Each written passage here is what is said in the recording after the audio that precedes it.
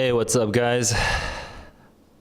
It is the last it is the last stream in this series that I've been trying to get through for 2 months. So many streams, so many SAT tests. Today we're going to be getting into the SAT practice test number 2. After today, what that means is every single Blue Book practice test that exists and every single QAS that has been released, so every single released SAT until 2022 March, I guess not technically March, but until 2021 October, every single QAS I will have streamed. Except for one QAS that I took recently that I couldn't. Anyway, there's like one exception, but don't worry about the exception. So after today, I will still have to catch up on the March streams at some point, right? The 2022 streams at some point. But for now, I'm just going to be happy with myself for finishing everything until 2021. Okay, so that's me. I'm about to get into practice test number 2. And before I get into it, I want to do a quick strategy recap. And what that means is how does Saul intend to take this practice test? Okay, you guys have probably been hearing a bunch of tips and tricks about how to take the test. Read the questions first, like mark up the line references so you know where the answers are going to come from, blah, blah, blah, blah, blah. Is that how Saul actually takes his test? And if not, how does he do it? And when he does do it, the way he does it, what's the score that he gets? All of that will be revealed to you and more. Just kidding. There's no more. All of that will be revealed to you when I go through this stream. So first, let me actually tell you in my own words, okay, how I intend to take this test. This is what my strategy is. Shockingly, on a reading test, what I do is I read. So I read the passage and I try to read it so well, paying attention to all the major transitions. A metaphor for this is signposting all the major transitions so that in my head, I know where the different ideas came out and I even know the order of it. I call this the map of the passage, okay? So that at the end of my reading the passage, I actually have a pretty decent map. What that means is when I go to the question stems, okay, if I go to question number 1, I can just read the stem only and I will automatically know immediately, oh, the answer to this is in the top left, or it's in the middle left, or in the bottom right, or top right. I will know what part of the page that the answer comes from. And sometimes I will not even have to look back because I even remember what it said. So then I will predict the answer and go straight into the answer choices to find the one that I predict. Other times, what that means is I will not be able to predict the answer immediately, but I will at least know where to look. So I go back, I look at it, I come back to the question stem, and then I make a prediction, and then I choose my answer choice. Do you know what's different from my strategy compared to almost what everyone else is saying? There's this sort of magical word, POE, process elimination, that everyone emphasizes that I really, really, really, really, really do not emphasize. I don't even do process elimination until when? I do process elimination at the very end when I feel like I'm stuck, when I'm not confident in my prediction. It's a weapon of last resort. In fact, I strongly do not emphasize it. I would rather emphasize a concept that I have never heard expressed anywhere. I've never heard this from any of my teachers. I've never seen this in any of my tests, on my test prep books. It's as far as I know, I'm the only person that ever talks about it. The concept of the no-look answer. I look at the question stem. I imagine what the answer would be. And without even looking at the passage, I just choose it. And it takes me sometimes 10 seconds, sometimes 15 seconds, and then I move on, okay? The goal is not to have all these weird, complicated rules around guesswork, like complicated guesswork rules. The goal is to have as many no-look answers as possible. If you're doing really effing good, you should actually have 5 no-look answers on a single passage, okay? This is how I take the test, and you can be the judge of whether it's a good strategy or not, because I'll show you exactly how I do it. Okay, now that's the strategy recap. I'm gonna set up my stopwatch so I can get into the first passage. Okay, guided access is now turned on, which means my phone screen will not turn off while in the middle of the test. And I'm about to get into it. Here we go. Oh, and quick note on YouTube chat. If you chat during the test, and if you're just saying hi or anything, if you're saying anything to me that's very easy to respond to, I will respond to it even during the test. Okay, yeah, sure, it like makes me lose a couple seconds of time, but it's not the worst. It's not like the end of the world. If you are asking like advice questions and things that require some thought from me, I will use my discretion. But basically what it'll be is I take a break after 3 passages. So there'll be a quick Q&A break that I'll do at the end of 3 passages, and then another break obviously after I finish the test. Okay, so that's when I take maybe some of the longer questions. I will want to focus a little bit more on the reading though, and rather than general advice, but I'll still shoot the shit. I will shoot the shit when the time comes. Okay. All right. So that's my little comment on YouTube chat. Now let's get into it. Here we go. 3, 2, 1. Let's go. Bronte. Yes. Cool. I like classic literature. Okay, no man likes to acknowledge. Okay, we're talking about a professor, and he's a man, and he doesn't like to acknowledge something.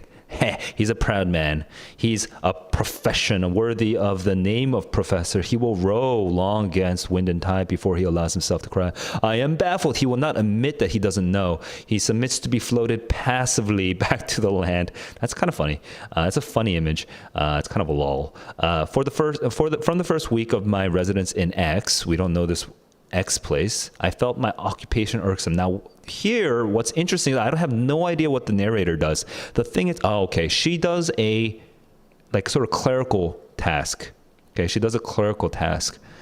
I would have been, but that's not the only problem. It's not all. What's the problem? I am not impatient, but she has a problem probably with the professor. The professor is annoying to her, I think. Influenced by the desire of getting my living. Okay, she needs to get her living.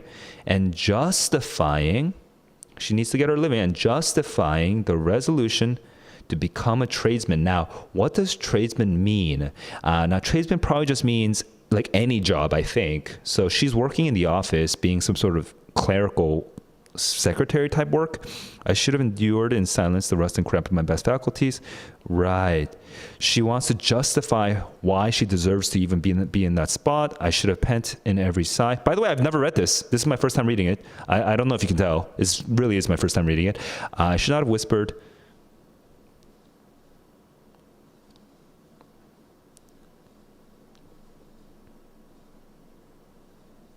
Wait, this is a complicated sentence. I am not of an impatient nature and influenced by the double desire. I should have endured the silence. This is the I shoulds. Okay, these are the I shoulds. Okay. So this is her. This is what I should have done. Okay. It's a really long sentence because but it's structured by a parallel structure, so it's pretty easy to understand. Duty, perseverance. Hang on, what am I missing right now? I'm slowing down.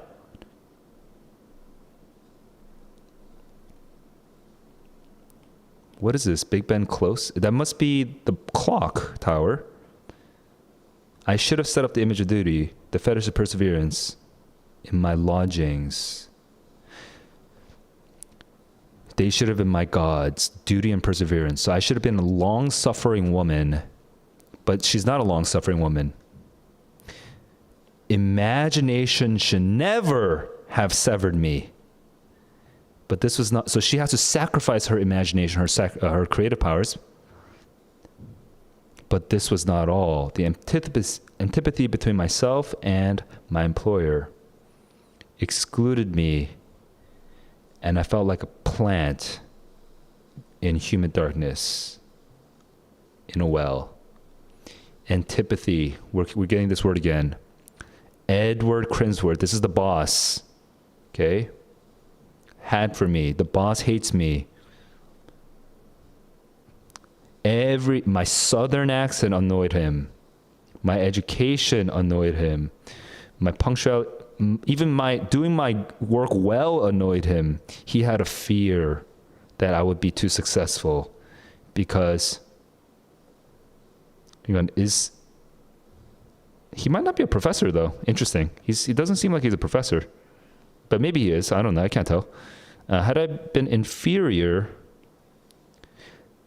she is superior.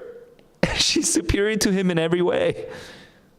I knew that all he knew and what was right. He suspected I kept mental wealth in which he was no share. He was dumber than me.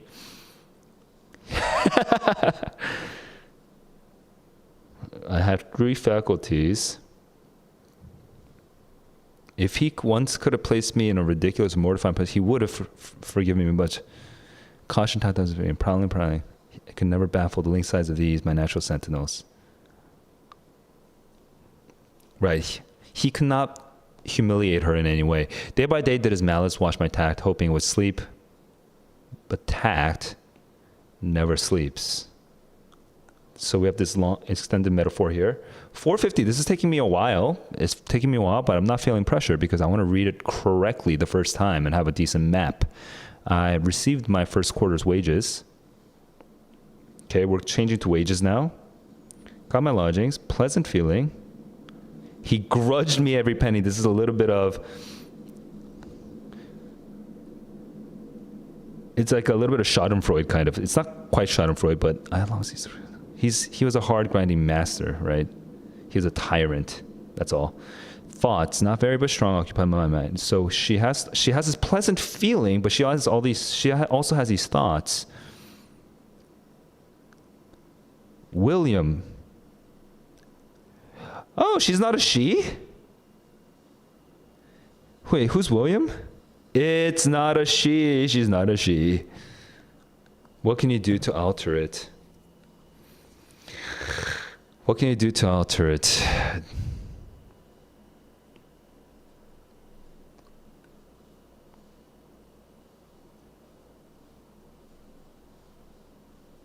I saw no red gleam. So she is deflated, or he is deflated. Whoa. Okay. I just assumed it was a she because of Emily Bronte being the narrator. Stop. Here's my map of the passage. Here's what I remember from the passage. It's actually kind of a blur. It kind of is a blur, to be honest. So I don't think I'm going to have the best map of the passage. Because I don't know. Did I read too quick? Can't tell, but let's just try and see what happens. Okay. Here's my map of the passage. Top left. Let me remind myself the overall gist. Okay, so the overall gist is guy named William. First, we described the boss not willing to be humble. Then the guy named William is like kind of superior in every way, and the boss can't ever undermine him. The boss would be more kind to him, or more forgiving of him if the boss felt that he could be superior to William, but he's not, and even he knows that. So at the very end, what happens is William gets his 8 wages, and then he's happy for a moment, but that happiness fades away. Okay, so here's the map of the passage, top left. Boss guy is not, finds it hard to be humble. Doesn't like to, it's very hard. It's human nature, actually, for him to admit that doesn't really know. He's overwhelmed or confounded or baffled or whatever that word was. I think it was baffled. That's the top left. Now, by the way, it's a short column, so I'm just going to top left and bottom left, no middle left. And then in the bottom left, it says that he should have. He's trying to be a tradesman, and the desire to be a tradesman should have made him more prudent, more cautious, more not to ruffle any feathers, to be persevering and to be duteous and perseverance and duty, his two gods, and blah, blah, blah, blah, blah. That's at the bottom left. But top right says he's what's it? Creativity. No, imagination. Imagination is the thing that he cherishes the most. The imagination that he cherishes the most, he should have never have let it sever him or something like that. It was like this kind of strange phrase that I don't fully understand, but yeah, there was imagination. That's the top right, and then bottom right, it gets towards going to the home and the tradesman and superior. The guy, the boss, the master, the boss. What's his name? Edward or something. I'm gonna keep calling him the boss, okay? But the boss would have been more forgiving. Just hates his guts. Hates William's guts. Is sensitive to everything about William because of the southern accent, because of the intelligence, because of the punctuality, because of everything. Everything pisses him off. And he would have been more forgiving and more amenable to William, the narrator, if he felt that he could be that William was inferior in some way, at least one way. But no, the implication is actually William is apparently superior to the boss in every single way. So from William's perspective, he wants to unchain his imagination, but he feels contained by his boss, and the boss is just offended and insecure. Okay, that's kind of the situation as it's being described. So that kind of comes down to the bottom right. And then in the top in the top left, second page, top left, what we get is the wages. He gets the wages, he goes home, and he's feeling pleasant because the boss didn't want to give him the money. Right? He's grudging him the money. But he has earned the money. William's earned the money. So he's enjoying the money.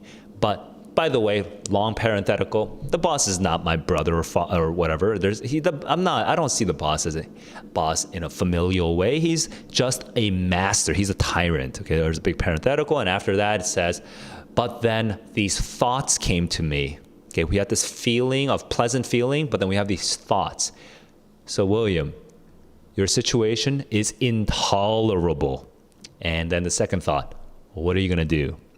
And then he looks outside and he sees no hope. He's in a prison.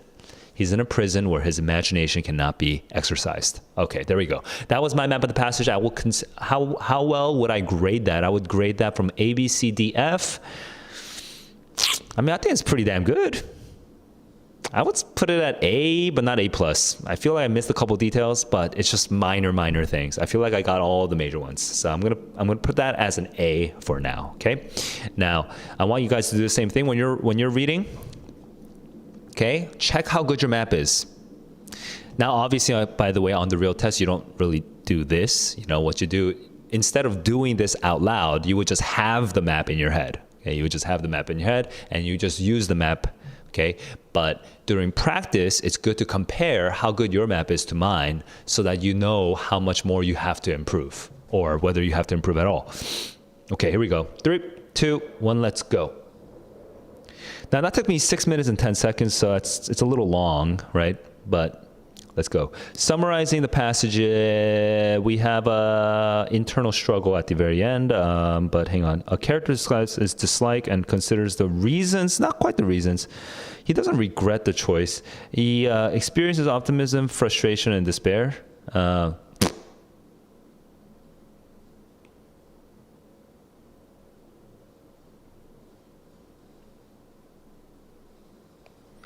Where's the optimism? Dislike for the job. Does he dislike the job? Weird. I'm gonna go with this for now. 6, 7. That took me, 50 seconds? Okay. I'm gonna go with this for now. I'm gonna come back and think about this. Optimism. I need to think about this optimism. Purpose of the opening sentence is to, I don't remember the opening sentence. I can't do a no-look answer. No man likes, okay, yeah. Just a general characterization, but this is going to actually establish the position on the boss. Context, useful. No, not the narrator. Symbolic. What the hell? But that makes sense. Edward is whom he wants. I see. His choice of his profession, and I felt my occupation irksome. I misread it. He's not talking about Edward.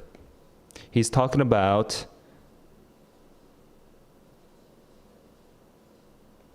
himself, which means that this is also wrong, because I was like, optimism, yeah. Is dislike for his new job and the yeah. Yeah. Let's keep going.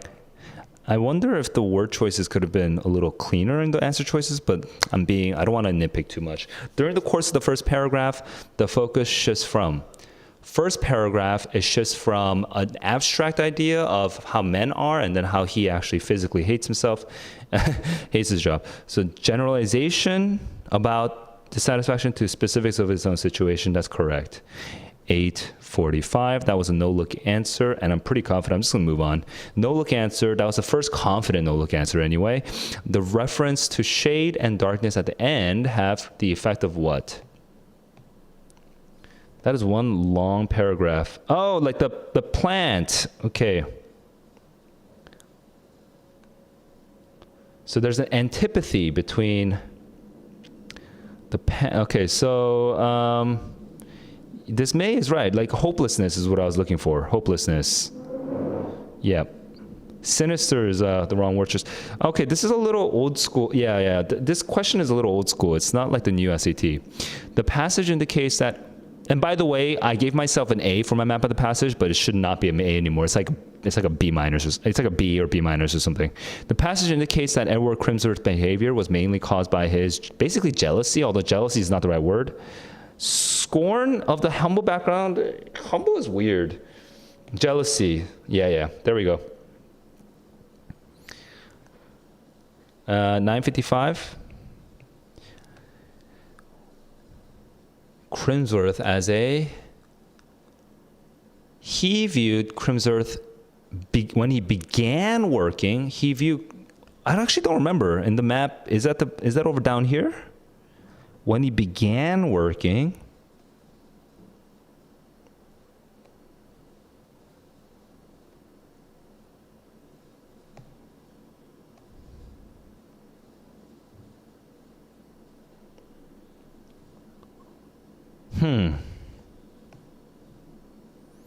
He viewed Crimsworth. How do we know this?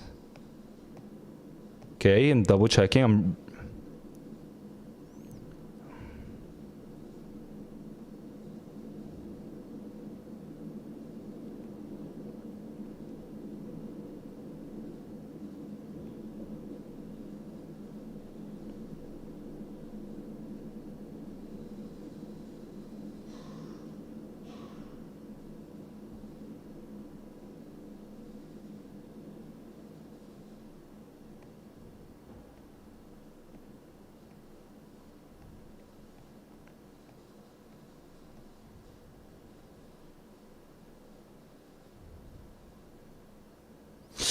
There's no clear evidence or began working. Oh, had long ceased to regard my brother?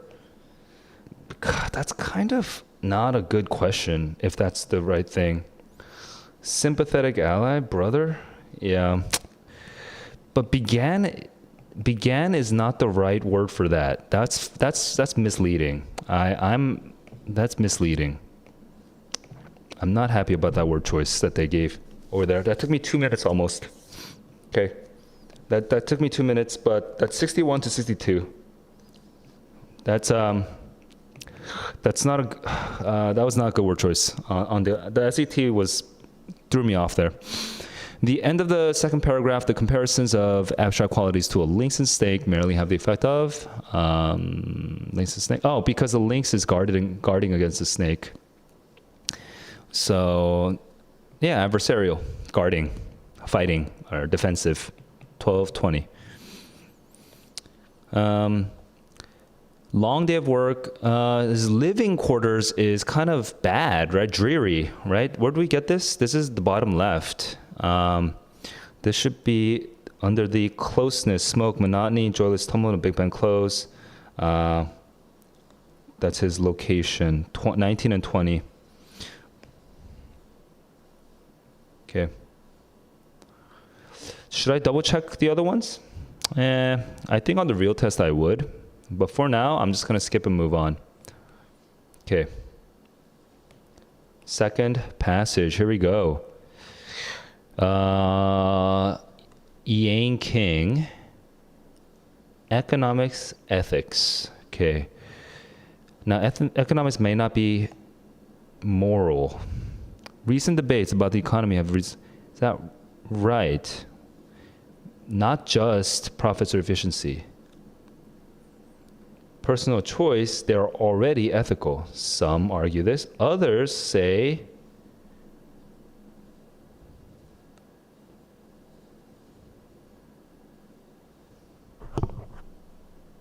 okay, let's define. We need to be clear. Let's clarify what we're talking about. There are different views. Consider Adam Smith, okay? He is a moral philosopher who believes sympathy was the basis for which we would call empathy nowadays.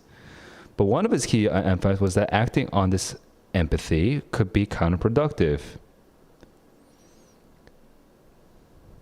And people would be better off if they put their empathy aside and interacted in a self-interested way. He justifies it by the outcome. He justifies it by the outcome. So cost-benefit analysis, they're using this is the same approach. Okay, empathizing.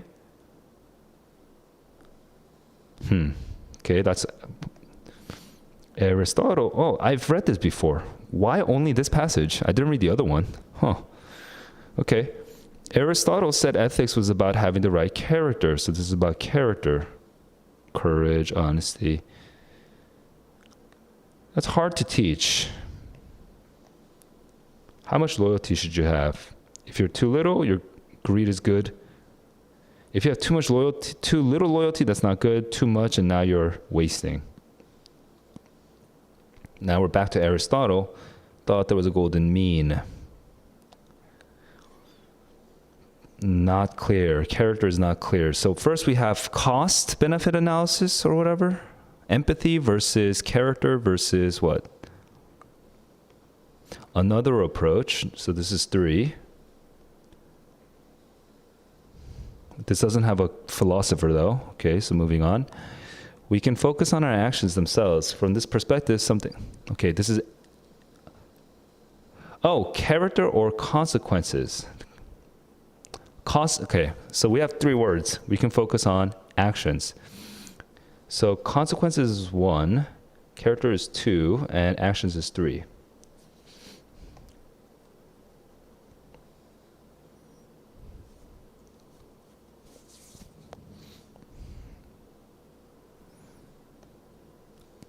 Do's and don'ts.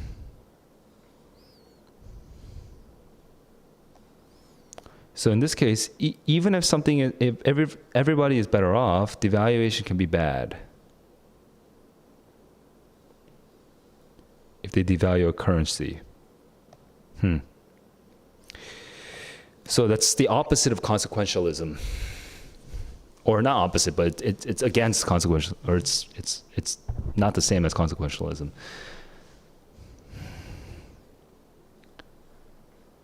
Okay, dilemmas arise when they pull in different directions, but clashes are not inevitable.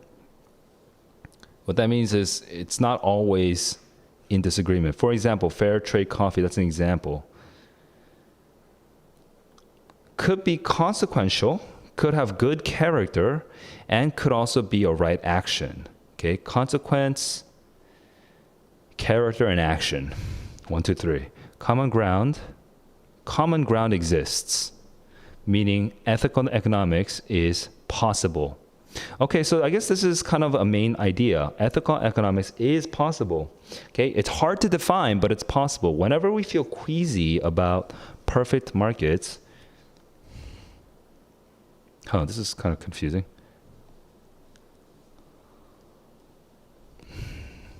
Why are we talking about this? These quirks means we are never able to be purely rational, which is fine. So we're talking about behavioral economics, okay? Behavioral economists, who are trying to understand psychology to anticipate our decisions. Helps us understand why. Hang on, why are we talking about this? Ethical economics is still possible. Our idea of people is phony. Rational and selfish, that's a parody. It's a phony.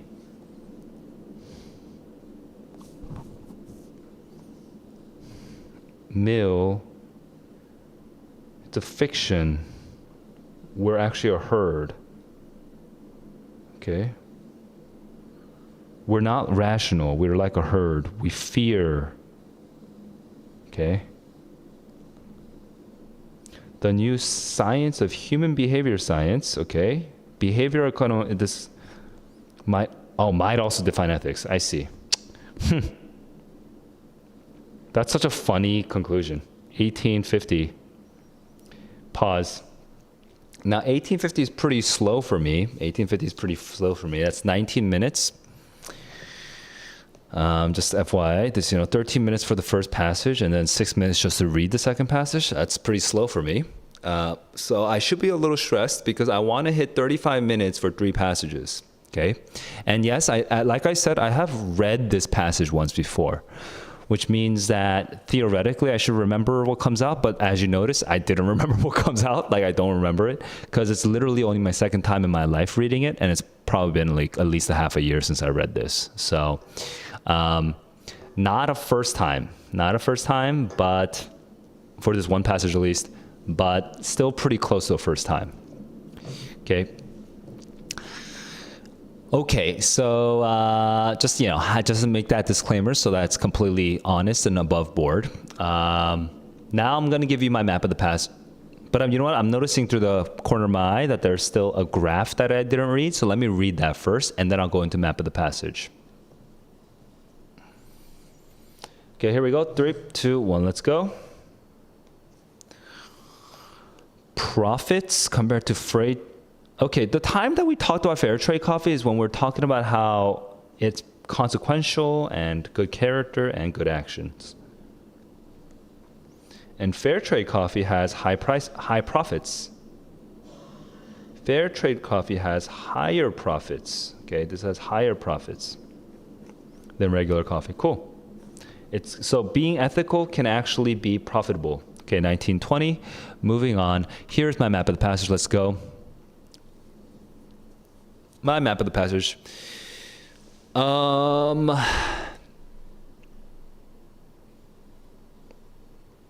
Top left.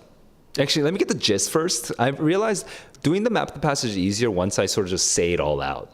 Like I just sort of like barf out everything I remember first, just without worrying about the sequence, which is, the gist is, there are 3 types of ways of thinking about morality: consequences, character, and actions. And they don't have to conflict, which means that economics could be ethical. Further still, economics combined with these behavioral sciences could actually be the source of defining a new ethics. Okay, actually that's a really great summary now I think about it. All right, here's my map of passage. Here we go. Top left. Top left I don't remember very well. Top left is economics can be tricky. Ethics and economics. Economics and ethics. Greed is good. Oh no, I don't remember the top left. Huh. Okay, in the middle left, it talks about Adam Smith as a philosopher, right? And for Adam Smith, who was an ethical, moral philosopher, he was thinking about how people are, morally, they want to sympathize or empathize with each other, but that his paradox was that actually when you act on your sympathy, you could actually harm more people. So instead, you should really focus on consequences, right? And by being in a more acting in a more self-interested way, you actually help more people. Okay? Amazing insight, by the way. Amazing insight. Important, very important insight made way back in the day. So that is Adam Smith. Consequentialism is my shorthand for that. Bottom left, there is this other idea we get from Aristotle's virtue ethics, that what really matters is character. Now, this author seems to be kind of basically what the author keeps saying about Aristotle's character or virtue ethics, about being more courageous and blah, blah, blah, is that it's really hard to apply that to economics, is because it's very unclear what is too much and what is not enough. You know, like how much is too much loyalty? How much is too little loyalty? He talks about this. Either you're a corporate raider because you're not loyal enough, or you're inefficient because you're too loyal, right? So he says it's not very useful, basically. That's at the bottom left. Now, top right, it's still in the top right, it's still finishing off that whole point about Aristotle and the character-oriented thing, but basically, then a new paragraph starts, and there's a new paragraph that says, but there's a third approach to ethics and economics, which is the idea that certain actions can be good or bad. So we're not looking at characters, we're not looking at consequences. So the actions themselves can be good or bad. An example is if you are a financial office and you promise not to devalue a company, and then you devalue the company, devalue a currency, and then you devalue the currency anyway just because it has better consequences. Just because it has better consequences, that doesn't make it a good action because you lied. Stuff like that. So that's the top right. Now, starting in the middle right, it starts making this argument that these three inevitably clash. They do clash with each other. Not inevitably. They frequently clash, and ethics is very complicated because, you know, these three different ideas are always tugging at the same idea, right? Was that an ethical choice or was that not an ethical choice? There's three different views. They're all tugging at each other, very confusing. Yet, it's not the case that it always clashes. There are certain situations in which all three agree, which makes it true that it's possible for economic decisions to be understood in an ethical way, and it's possible for economics to be ethical. Okay, that's what he says in the middle of the right side. Then on the bottom of the right side says, take fair trade coffee. Makes more profits, but it's good action, and it's even a good character, something like that, right? All three of it. And then it moves on to talking about this new science, behavioral sciences, right? This sort of psychology-oriented economics. This is bashing the old idea of the phony idea of the rational human being, realizing that human beings act more like herds. They're like irrational, and from their insights, a new ethics might spring. And that's the bottom right. So I actually forgot the top left. I actually completely forgot the top left, but I remember everything else in a lot of detail, which makes it hard to score. But if I had to grade my map of the passage, it would be a B+, because missing the top left is not good. Okay, it's not good. It's not gonna cripple me, but I did totally forget it. So top left, I no longer remember. What that means is when I start the questions, I'm gonna start the time, and I'm actually gonna jump to the top left just to remind myself what the heck happened. Okay, here we go. 3, 2, 1, let's go. Wait, sorry, losing some time right now, but whatever. Recent debates. Okay, it's just generic background, so it's not super useful anyway. The main purpose of the passage is to talk about three different things and to explain that economics can be ethical.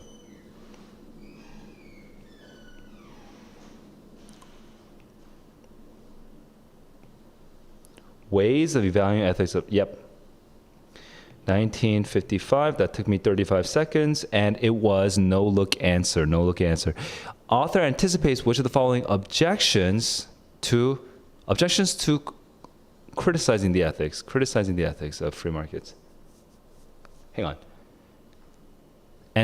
When you criticize the ethics of free markets, there's an objection that defends the free markets, right? Oh, that's like a double negative. Very strange. Which of the following defenses?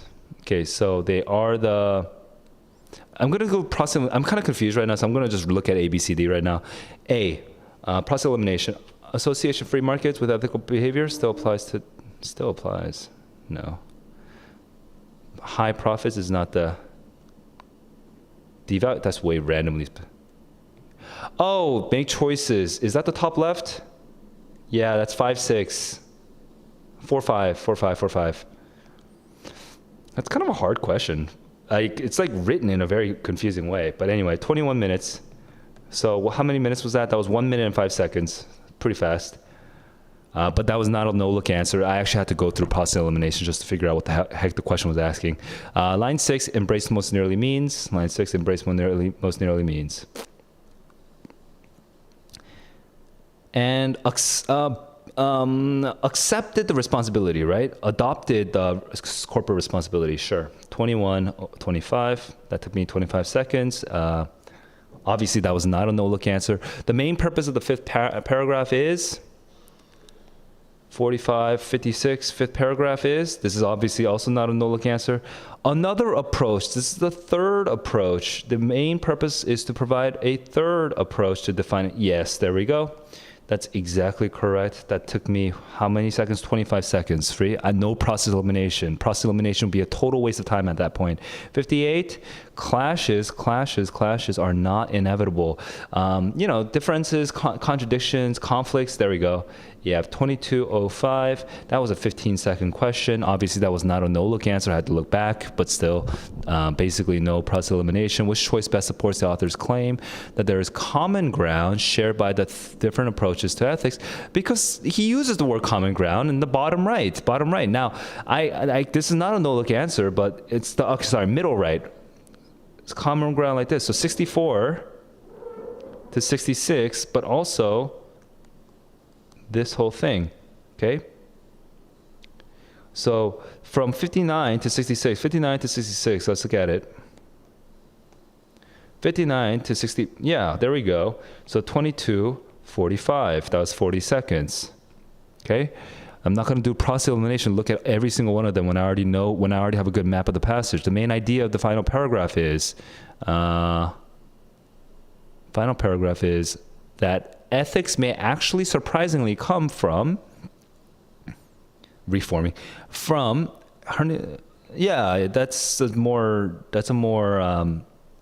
a more contained and conservative answer. But yeah, that is correct. Okay.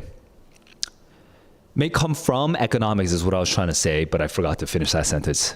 Ethics may come from economics. Data in the graph about per pound coffee profits in Tanzania most strongly support that fair trade coffee can be very profitable. And that's true. This is true. It was always more profitable since the beginning. I don't even need to look at the other ones, 23, 45. That only took me 30 seconds because I know the trend, the major trend. You got to read the graph well in the first place. The data in the graph indicate that the greatest difference between per pound profits from fair trade and the greatest difference is just the biggest gap. So now that's obviously not a no-look answer. So I'm looking at the biggest gap over here, and that's 2002 to 2004. So 2002 to 2004, that's over here. That's 24. That was a 30-second answer. Data in the graph provide most direct support for which idea in the passage, idea from the passage, that when you act in an ethical way, you can still be profitable. It's still possible is such a weird word, honestly, for this, because possible is not. Whoa, that's not a good answer choice. Possible. I should have said profitable. That's like such a bad answer choice, but it's the only one that remains. Dude, that's such a bad answer choice.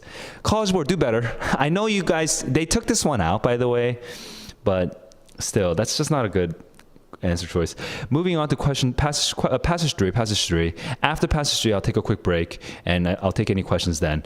The web shatters focus and rewires brains. So web is bad for our brains, but mind over mass media, which makes it sound the opposite. Like our brains can overcome the web. So web damages brain, or brain can overcome web. Okay, that's kind of like the conflict that it sounds like. Now, by the way, it looks like I have read this one as well. I never read the first one though, which is strange, but I did read this one. The mental consequences are not universally bad. Okay, our online info isn't universally bad. Certain skills are strengthened, such as primitive ones, such as hand-eye coordination, or reflexes, or visual cues. 10 days of playing games, they have boosted the speed of visual focus. Okay, cool. So it helps with primitive skills. It's likely that it also, so this is boosting, strength is related to fast-paced problem solving, like patterns, like spotting patterns. Okay, so fast-paced problem solving and primitive mental functions, right? Like spotting patterns, like searching for information, can actually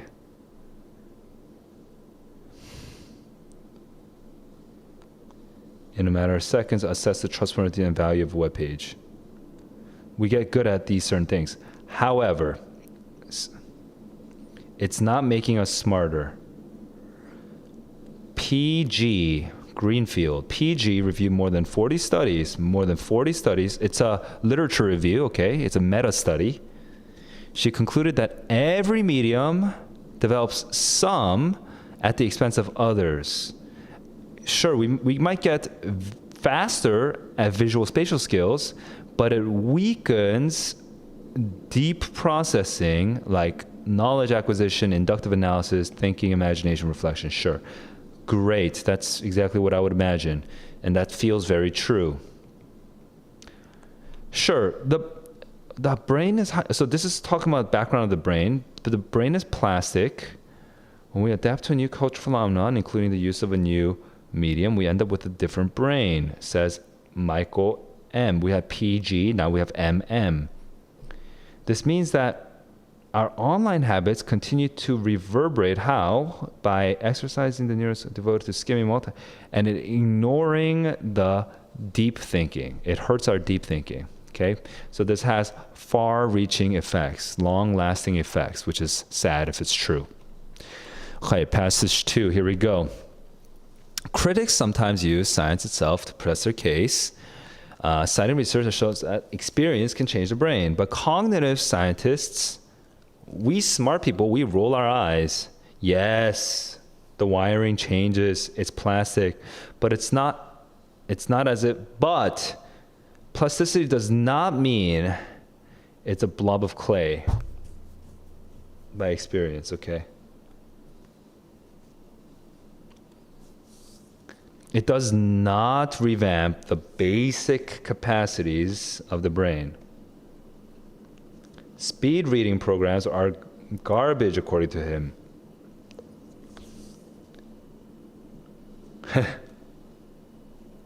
It was that is hilarious. Woody Allen. I want to probably. You're such a complicated figure. Genuine multitasking too has been exposed as a myth. Is a myth. Right. We have fundamental limitations in our information processing. So our internet doesn't make us suddenly better at these bad things. But conversely, that means that it doesn't make these suddenly worse at these important things. are highly specific, okay, to the experiences themselves. They get better at doing that thing, but almost nothing else. That's interesting. Music does not make you better at math, etc. Interesting. Accomplished people don't bulk themselves with just general skills. They immerse themselves in their specific fields. Yeah, interesting. The effects of media are limited than the panic implies. The critics think you are what you eat.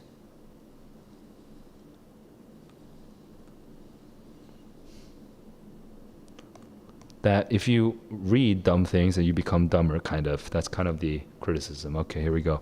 I don't know if I'm going to be able to do a good map of the passage. I feel kind of tired and a little overwhelmed, but yeah, well, let's see. Let's try it.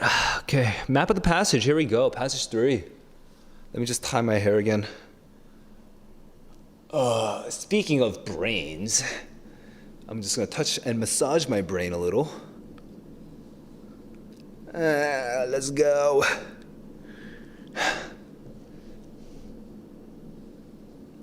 Okay, here we go.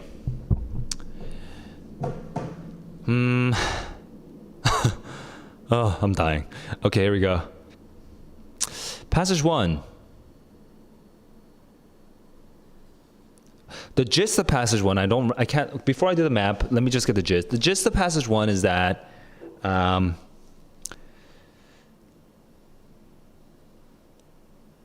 there's a bunch of qualifications on what it's good for, what the online, what the web, what all the information on the web has been helpful for.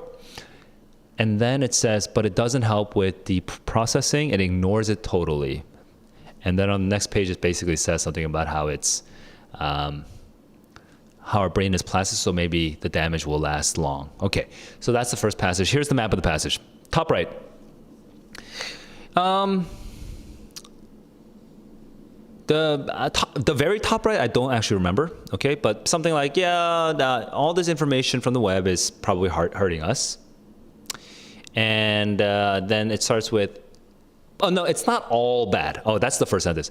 It's not all bad. All of this information from the web is not all bad. For example, it helps with primitive skills like spatial and visual skills, like identify. What was it? I forget what it was. Like recognizing images and some other skills. There were a couple other examples, but recognizing images, and there was a whole experiment with like the video game people. They play video games for like 15 minutes and then they can recognize things faster. Okay, that's the primitive skills. That's the top right. Now in the middle right, still kind of on the top side, in the middle right, it talks about how, moreover, it even can help with certain cognitive skills, not just primitive skills, but cognitive skills like pattern matching. Like if you're on the internet and you're looking for like internet reviews, you can quickly decide within a matter of seconds how reliable a website is or something like that. Okay, that was a separate experiment right there. So this author is trying to be as fair as possible. But then in the middle right, it starts transitioning to, however, it really doesn't help with deep thinking, according to PG, I think was her name. PG researcher thinks it really doesn't help with deep thinking.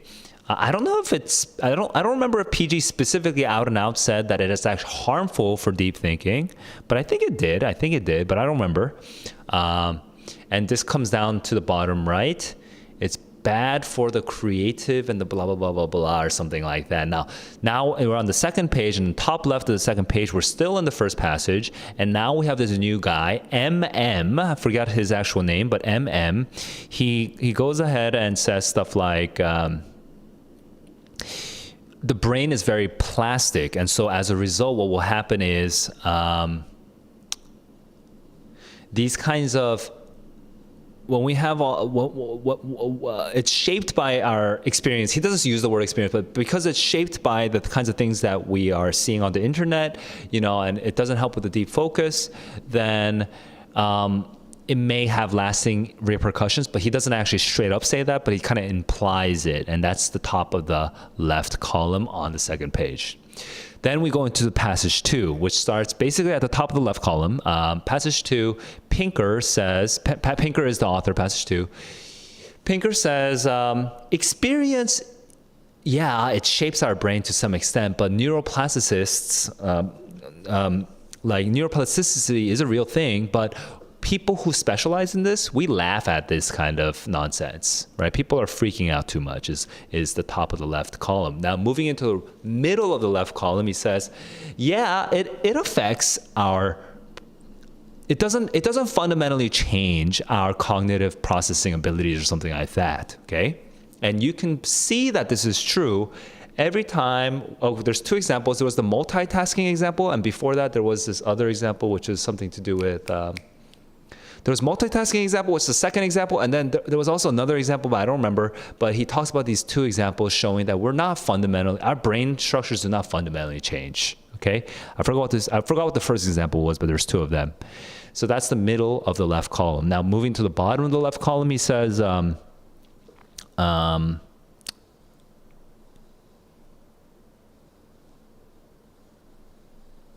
people are freaking out, is basically what he's saying. He says people are freaking out.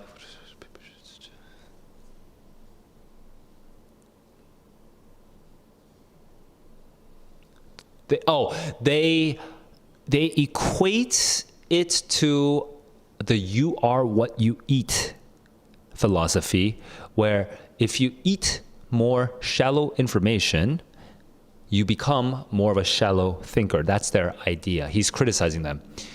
It's like you're like those old hunters who thought that if you eat animal blood, then you become more courageous or something like that, right? So he's kind of mocking them, and I think that's the end of the passage, if I remember correctly. Okay, so that is my map of the 2 passages. If I had to grade myself, what's my map of the passage? I would say definitely B+, probably A- actually. I feel like I missed a couple details. No, I missed some details, so I would put myself in the A range if I sort of remember all the details. I don't know, it's like weirdly A-y, but I'm gonna just say B+, because there are a couple details on both sides, on passage 1 and passage 2, that I kind of forgot, so that's a B+. I'm pretty confident in my map though, and B+ is already good enough to get into the questions and predict the answers, and even get a bunch of no-look answers, hopefully. Bharat, I see your questions. They're not about this particular test. I'm going to get back to that during a break time, okay? Here we go, and welcome to the stream, though. 3, 2, 1, let's... sorry, hang on, I need to get ready. All right, here we go. 3, 2, 1, let's go. The author of passage 1 indicates the following about the screen-based technologies. It has some positive effect, yeah. Sorry, I actually failed to predict, but hey, that was a no-look answer. Some positive effects. I think the very first sentence is some positive effects, but okay, let's look at 3 to 4. 3 to 4, 3 to 4. Yeah, 3 to 4 is correct. Yeah. So, hang on.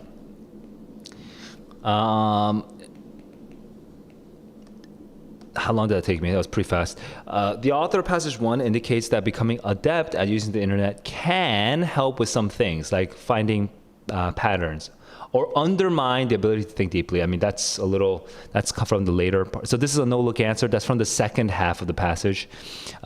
Line 40, plastic most nearly means shapeable, malleable, yeah? So that's a no-look answer. That's a no-look answer, even though it's verbal. But I already know. Line 40 is the top of the left column, okay? Because each column is about 40. So yeah. Oh, no, it's actually the bottom of the right. But anyway, whatever. That's good enough. So moving on, War and Peace primarily to suggest that, speed reading. Speed reading is garbage. Could not comprehend. Yes, exactly. Could not comprehend. That's what that joke was about. That's actually a hilarious joke. What do novelists and scientists, they have field specialty. They specifically, yes, that's exactly what I was. Oh my God, look, oh my God, I'm killing it like crazy right now. And no, I don't remember these questions, by the way, I don't. The analogy in Final Sciences of Passage 2 has primarily which effect? Analogy. Oh, whether he mocks them? It employs humor to soften a severe, no. No, criticizes. Yeah, it's mocking them. 32, 35. How many no-look answers did I get? I think I got like 5 no-look answers out of 6, or out of 7. I mean, or whatever. I can't see the actual count. But the main purpose of each passage is to argue about the effect of the internet and this information experience, whatever, on the brain.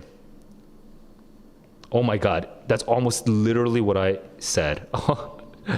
Dude, I am reading God. Just kidding. I got a 50 out of 52 last time. Which choice best describes the relationship between the two passages? Passage 2 vehemently disagrees, even mocks the first passage, critiques the conclusions drawn from the research. He even mocks them, honestly. He goes even further than critiquing. That's another no-look answer. How many? I'm almost doing this entire passage no-look. On which of the following points would the author of both passages most likely agree? They would agree that the brain is plastic. Let's start with that. Oh, that's interesting. Yeah, that's actually correct. I was looking for the brain is plastic, but that's not the same as brain is plastic. But both of these guys agree. They would definitely agree on that, because the visual spatial skills are definitely not enough for passage 1 for other general skills. Best evidence that the author passage would agree to some extent with MM. So with which claim would partially agree with what claim, but probably something about the plasticity of the brain, because that's what MM talks about. But let's look at 44 to make sure we know what MM is talking about. 44. Hang on, what? 41, 43, I mean. 41, 43. 41, 43. When we adapt to a new cultural phenomenon, including the use of new medium, we end up with a different brain. He would agree to some extent with this idea, right? Yes. Every time we learn a factor or factor skill, the wiring changes. That's line 56. Yep. That's the part where he agrees, 3505. That was not a no-look answer, but that was pretty freaking. That was a lot of no-look answers. I think I don't know how many no-look answers I did. I don't remember, but I think out of however many questions, what's this, 4, that's 11 questions. I feel like I at least did 8 no-look answers, maybe 7 no-look answers out of 11. Whew. Okay. And I'm confident in them. And I didn't remember these questions. So it felt like the first time taking it. Okay, so it's 3 passages now. I just did 3 passages. So this is where I do my pace check and I do a little bit of Q&A and then I take a break. And then I'll finish off the 4th and 5th passages, okay? I take a break because talking while taking the test is way harder than just taking the test. Way harder, it's way more tiring. So I'm gonna take a quick break. I know it's like less realistic, but dude, I need it. Pace check. How many minutes should it take you? I want you guys to think about this on your own. If you've never seen my streams before, then you won't know my answer. How many minutes should it take you to complete 3 passages? Now, some people would say 39 minutes because 65 divided by 5 is 13. 65 minutes total divided by 5 passages is equal to 13. 13 times 3 is 39. So shouldn't you be at 39 minutes after 3 passages? I say no. I say out of 5 passages, 2 passages are always harder than the other 3. So you should start with the easiest 3 passages for yourself first. And they should generally take 35 minutes total for those 3 passages to complete. If you finish the first 3 passages in 35 minutes, you're in a good spot. Because what that breaks down to is around 10 minutes, 12 minutes, and 13 minutes. For this particular sequence, I think it was closer to 13 minutes, 12 minutes, 10 minutes. I think that's the way I did it. I think this third passage was actually the fastest one for me. But if you are at 35 minutes after 3 passages, you're in a good spot. Okay, it means that now you have 15 minutes each for the next 2 passages. But obviously, hopefully you don't use all 30 minutes. Hopefully you use like 27 minutes or 25 minutes, and then you can use the remaining 3 to 5 minutes to come back and double check some of the answers. Okay? 35 minutes for 3 passages, in my experience, is a pretty good spot to be in. If you haven't been timing yourself passage by passage or even question by question the way that I do it, I strongly recommend you start doing that now. Okay, it's going to help you learn a lot about what your pacing is, and it's going to help you develop an internal clock for what the right speed feels like. Okay, so that is my pace check. Now I'm going to do a little bit of Q&A. Here we go. Hey, is it possible? May 2022, problem 39. Today, Bharat? No, I will not be doing the May 2022 grammar question today. I know that people are. I know people are waiting for it. I know I'm sorry to make you guys wait for it, but I will be doing the May US 2022 as soon as possible. I just really need to finish all of the past QASs first because I'm doing summer prep because I have to teach in the summer and I have to get through all of the past QASs first. So it's my top priority right now. But today's practice test number 2 is the final QAS for me. After today, I will be free to do the May US 2022. So I think realistically, I should probably be able, I'm not going to promise this because tomorrow's schedule is actually not clear to me. I have a bunch of classes to do, but maybe I'll be able to do the May US. Maybe I'll be able to start streaming the May US reading tomorrow, which means that the writing will be sometime between Tuesday and Wednesday or something like that, okay? So I'll be doing it within a week is what I'm trying to say. Oh no, that's complicated because I'm actually flying to Korea. Oh, dude, it's so rough. Yeah, you know what? I'm gonna try to do it next week sometime. Just, I'm really busy. I'm sorry. just know that, please. I'm gonna be doing it sometime next week. Okay, so that's my quick answer. Whew. So that is Q&A. There are no other questions, so let me take a quick break. I just want to refresh, get something to drink, and a little stretch break also is in order. So let me get to it.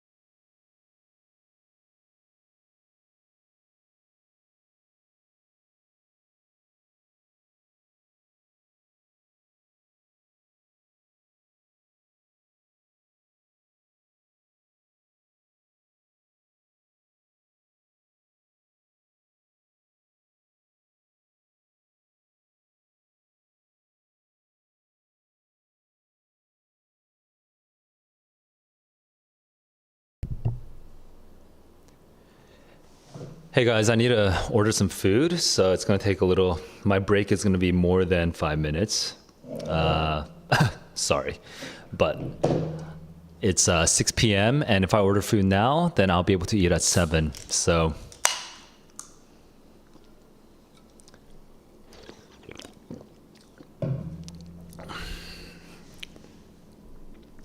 what should I order? Kind of wish I could show you my screen. I mean, I could, but it'd just be too much time to set up. Um,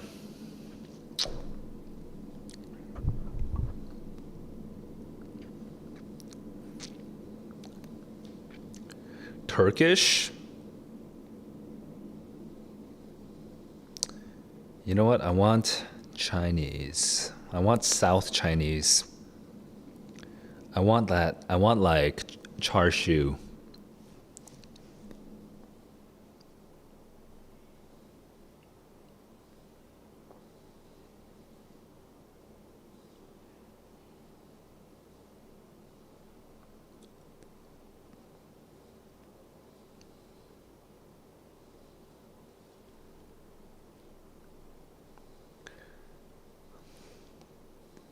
Oh, this place is interesting. They barely sell anything. They don't have char siu, but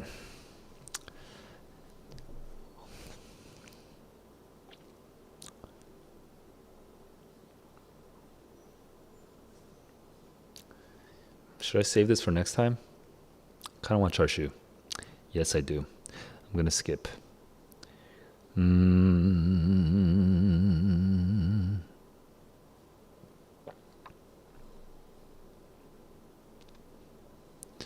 It's Friday, 6 p.m. I was thinking there'd be more people online at this time, but you know what it is? It's like the last day of school for some of you, for you American kids, right? For some of you American kids, it's like the last day of school, so of course they're not watching YouTube on SAT. So lonely. I am so lonely. Hang on, what? I've ordered char siu before. How come I don't see it on my menu?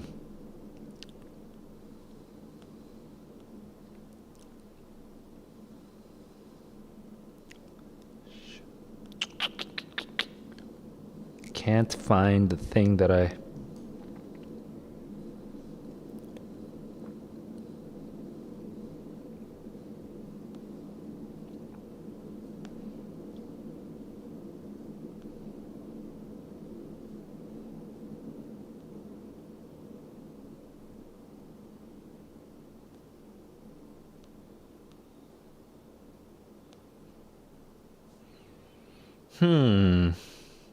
Having a hard time. Did they take their restaurant off of this off of this website? I can't find it. So sad.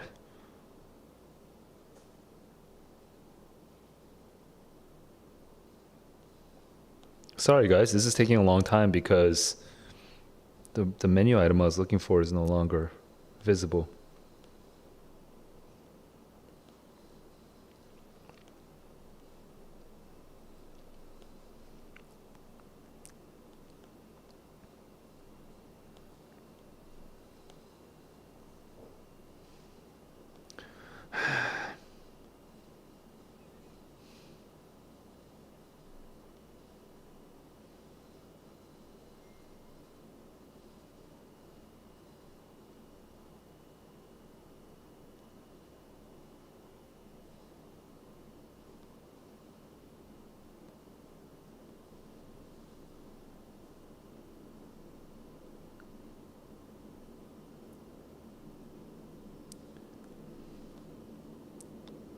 All right, I'm gonna go with Taiwanese. Can't find the restaurant that I was looking for.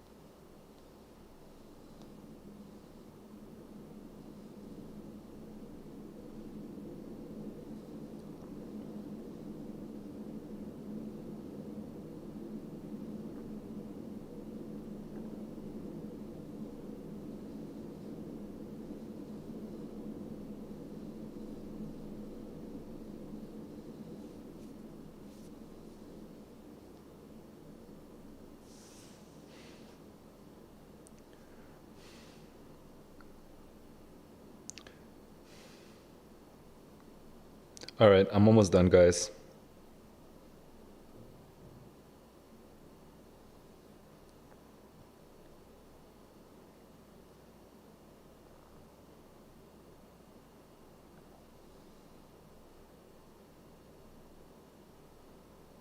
Oh, no, no, no.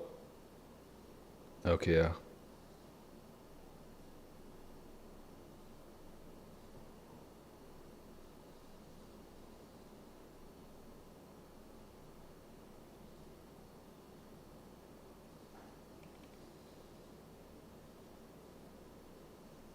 And I'm going. All right, thanks for waiting. I forgot that I had to have dinner.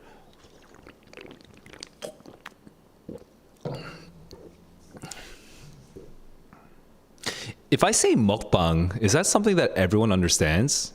Or do you have to be like some sort of weird internet geek for you to understand what a mukbang is? Because mukbang is like a thing in Korean streaming culture that like exists that I've never experienced ever in my life. I've never seen it personally. I've just seen clips of it on YouTube. Ow. And I don't know if I don't think they renamed it anything. I think in American media, they just call it mukbang or mukbang or whatever the heck they call it.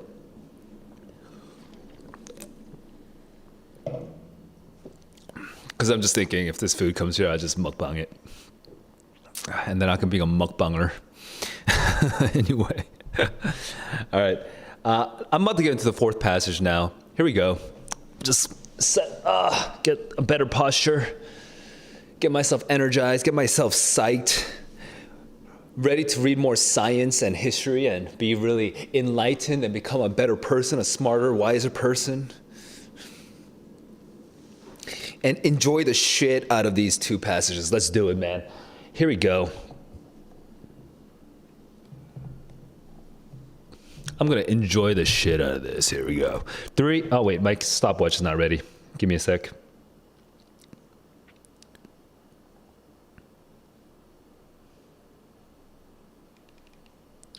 All right, here we go. 3, 2, 1, let's go.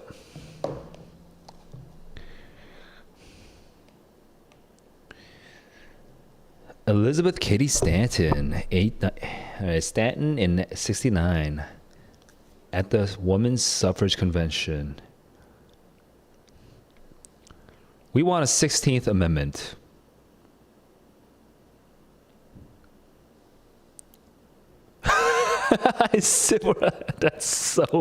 That is straight off the bow. It's disorganization. It's bad.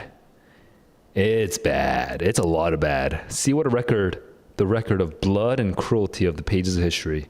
Slavery, slaughter, sacrifice, inquisition, imprisonment, every bad thing. Oh my Lord. While mercy has veiled her face and all hearts have been dead to love and hope, the male element is cancer, has held high carnival. Yo, she's laying it thick. Run riot from the beginning, overpowering the feminine element everywhere. Crushing out the diviner qualities in human nature until we know but little of true so this actually belies true manhood and womanhood. And womanhood of the latter compared with nothing, for it has scarce been recognized as a power. It's never. This is like an interesting little within the last century. This is like a little qualification.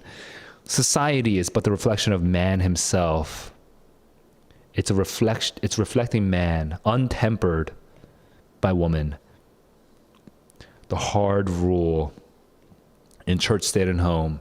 Of course, it's disorganized. It's fragmentary. I've never read these passages, by the way, just FYI. So I'm kind of confused how I read the other two passages, but not these two. People object. So that seems like a different idea. They're only half of a complete being, half of an idea, but they've taken absolute control. What a sexy and spicy idea. What a spicy argument. People object to them. Our world is ruined because of men. People object to the demands of those whom they say choose to call the strong-minded.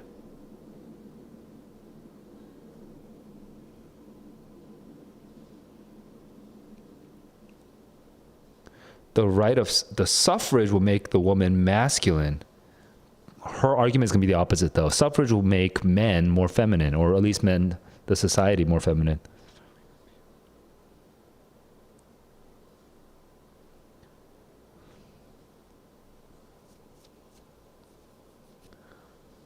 We have few women.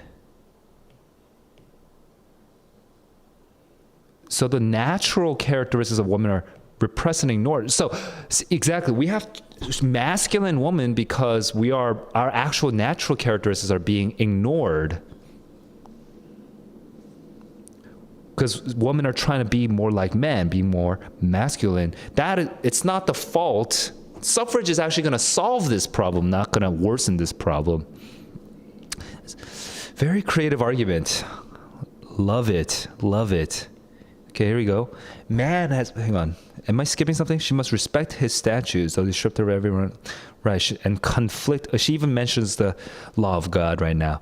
Okay, because men are so dominant.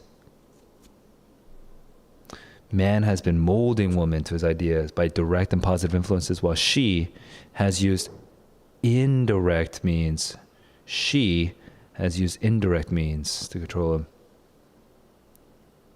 And in most cases, developed the characteristics that actually need to be gone in both man and woman. Man stands himself appalled. It's your fault we're manly. It's kind of a funny argument, but yeah. Interesting. The need is not these things.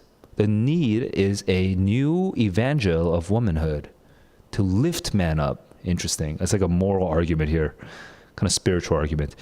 We ask women's enfranchisement as a first step towards the essential element in government that can secure the health, strength, and prosperity of the nation. It's a pretty abstract argument, but it's kind of interesting. But anyway, in speaking of the masculine, I don't know what to say all men. Okay, so this is a big qualification here. Only to the characteristics. She's not talking about all men, she's talking about the characteristics. The distinguishing characteristics of the stronger sex. For example, the love of acquisition and conquest.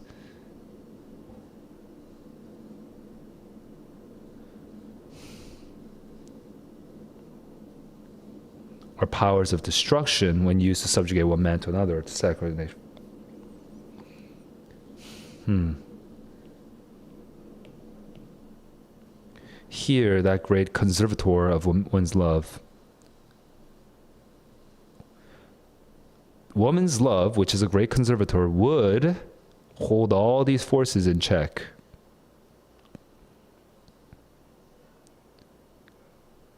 Not with her consent. Her consent would never be to shed blood. 41:10. Stop. Okay, moving into map of the passage. Map of the passage. Here's what's in my head. I'm gonna skip to a different page so you can tell that I'm not looking. And this is just what's in my head. You know, I read it once, and here's what I remember.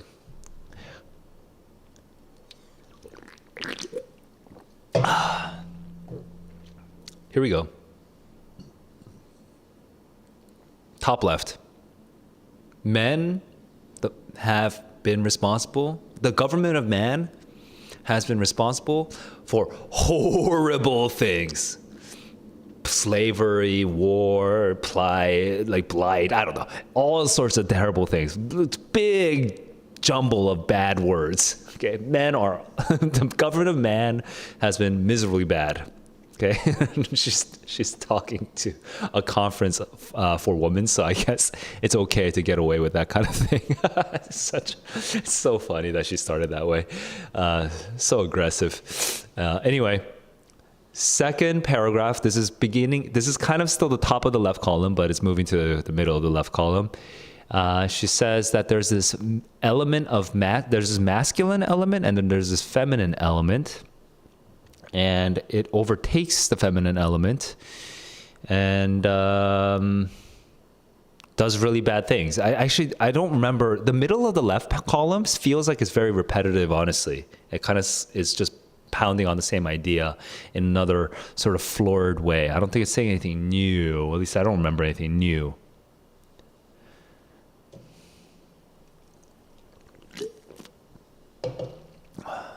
It's like unbalanced and stuff like that. Maybe there were some examples, but I don't remember any examples. There was like some qualification, but I don't remember the qualification either. So I actually just forgot that part. The middle left, I forgot.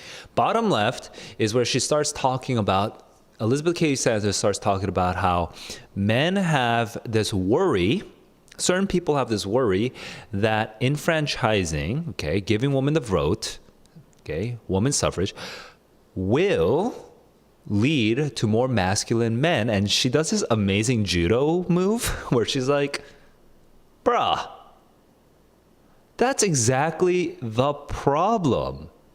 It's your fault, fools. It's such a funny argument. I love this argument.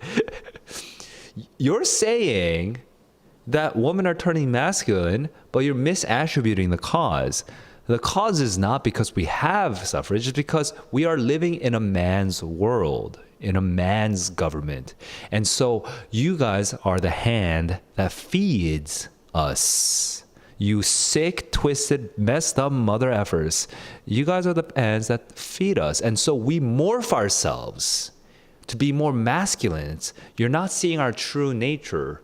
We morph ourselves and we become more masculine, and we end up being the evil that we're trying to eradicate. And it just in both you and me, you're dragging us all down. It's just amazing.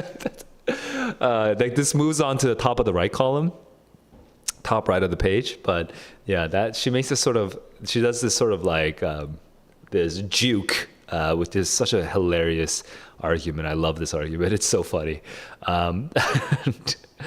I don't know how, honestly, I don't know how effective it would be in debate, but it's still such a great argument. So she makes this argument. I keep laughing at it because it's so dope. But anyway, that's the top right. So that's the top right. And then moving into the middle right of the passage, what does she say? The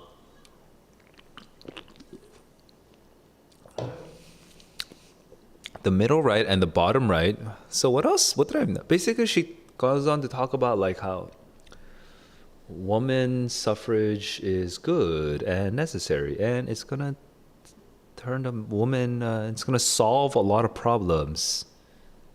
You know, I don't remember the middle right actually very well either. So basically, by the bottom right, she just says that that the sort of like the wars and all the bad things that happen with men's government, if women can actually be participating in this, she would temper it. Under no woman would there ever be more bloodshed, more war. I don't remember the middle right. So let's grade my map of the passage. My map of the passage, I would give it a... Yeah, I kind of forgot the middle left and the middle right. So I would have to just give myself a C+. That's not very good. I mean, the parts that I did remember, I was like totally on. But the parts I didn't remember, I just didn't remember. And they're pretty large parts. I mean, so I can't give myself a B on that one. So yeah, that's my map of the passage. Not the best, but I still enjoyed the passage to hell. And I still feel pretty confident that I'll be able to predict a lot of the answers. I might even remember the map of the passage a little better once I start doing the questions. So I feel pretty good about it. All right, here we go. Questions. Here we go. I'm at 41:10. And remember, I was within 35 minutes, so I'm pretty solid right now in terms of time. Feeling pretty good. 3, 2, 1, let's go. The central problem that Stanton describes is that women have been excluded from government, and so it's harming all of society. Voting, so candidates, no. positive influence on men, which is yes.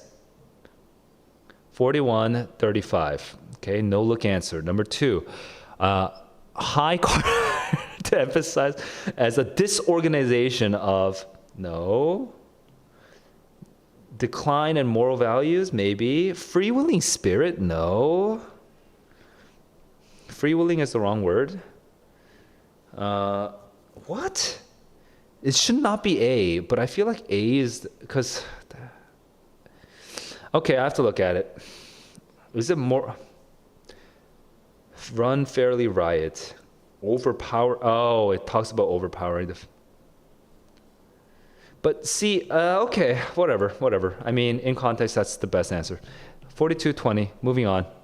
I was hoping for a no-look answer, but that was not a no-look answer. My map failed me. What's relatively recent? I don't remember this. Can I go no-look at? I can't predict this right now. I'm going to look at this real quick. Is it D? I have no idea. What's relatively recent? Okay, I don't even know where to look, so I'm looking at this. It's between 3 to 57, so that's pretty intense. But I feel like A and B and C is not it, so where would I guess for D? 48-52? Let's start at the end.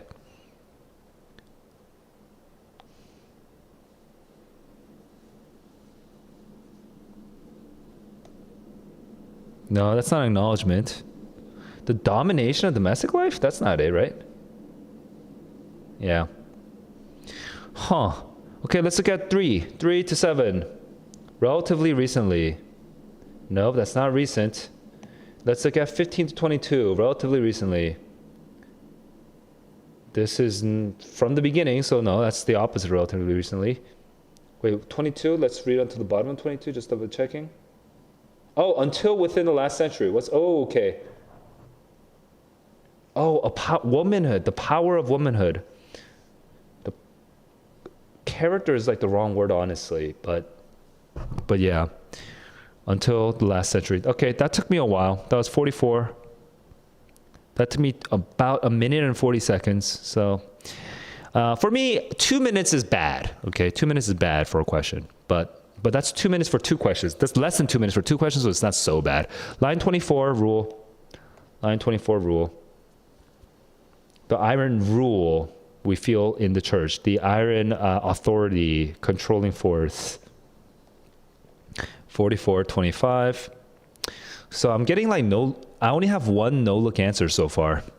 It can reasonably be inferred that the strong-minded was a term generally intended to. Strong-minded was a term. I kind of feel like I could do a no-look answer.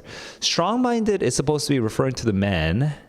It's supposed to be a good thing for the men. No, it's supposed to be condemning women who agitate. Yeah. Not the professions. See, that's basically I could choose it, but I wouldn't do that on the real test because I don't want to take that much risks. Those whom they call the strong-minded because yes. Grammatically, you have to parse that. So some of you guys will take some time to grammatically parse that, but that's definitely referring to women who are suffragists. 36, best most nearly means. This is not a no-look answer. I cannot do it. I don't remember this. In the best sense, in the most natural, full, wholesome sense, in the excellent sense, in the genuine, whoa, that's awkward. Though disenfranchised with, but the natural parts are ignored, so we probably mean a genuine. Yeah. The natural parts are ignored, that's why it's genuine, but I don't know if that's a good question, but right now I'm pretty confident with genuine, but something's a little iffy there. I feel a little weird. Like these answer choices feel a little weird to me. She contends that the situation she describes has become so dire that even men have begun to do something. I don't remember.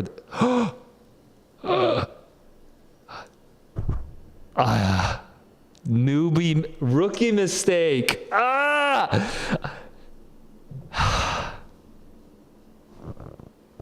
stopped time. Rookie mistake. I haven't made that mistake in a while.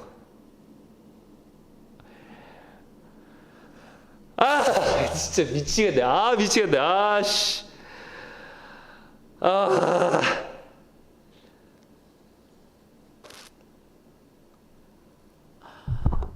Aksh, thank you. I'm very, very angry at myself. I haven't made that mistake in a while. So I thought it was out of my system. 진짜 미치겠어. 진짜. 죽겠네. Sorry, I'm speaking Korean. I'm just angry.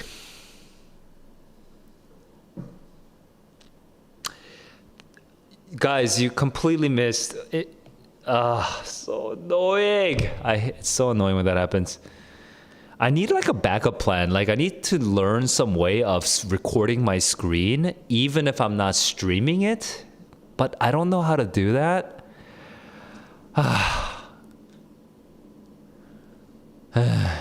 Okay, I'm gonna calm down, but so annoying. Because I have no one to blame, right? It's just me and my...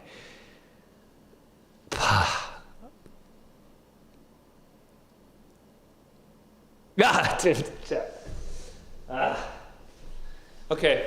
I'm chill. Okay, I'm chill. Thank you, Aksh.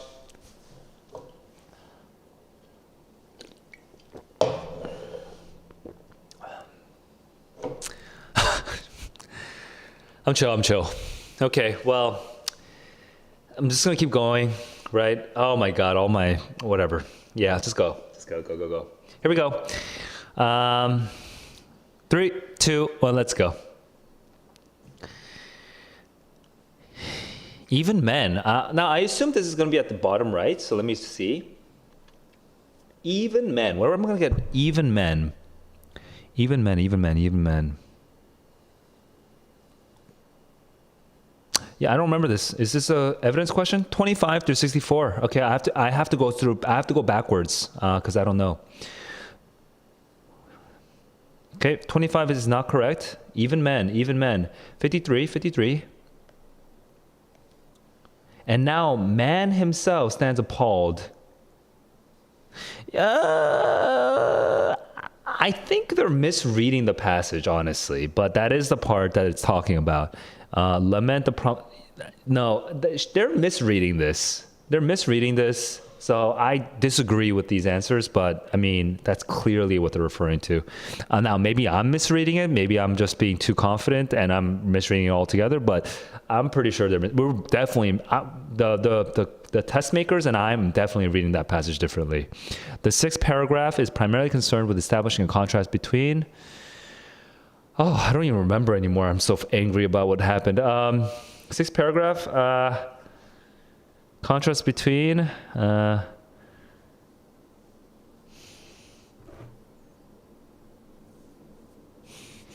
the positive and negative qualities within man's man and traits. Yeah, sure. The people themselves and then the traits. 4755. Just so angry right now. But anyway, moving on. Passage 5. All right. Long a mystery. We have Jeffrey Giller. 500 undersea waves. That's interesting. Very high undersea waves. How they're formed. So we're learning how undersea waves are formed. These massive, largest ocean waves are impossible to see. Oh, stop. Dude, what the? They came crazy fast. Okay, let me get my food in.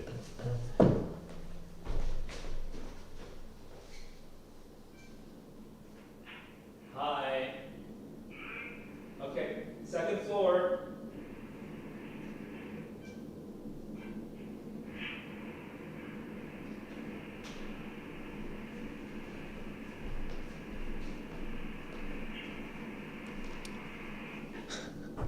Hey guys, it's gonna be kind of meaningless for me to just start reading if I'm gonna get interrupted again in 2 minutes. So I'm just gonna wait until the delivery guy comes up to the floor. Hey Kona. Also, my brother's dog is here. I think he thinks something's happening. He thinks food is. I don't know how he can tell, but he realizes food is coming out. He hates being held though, so I'm debating whether to show him to you or not.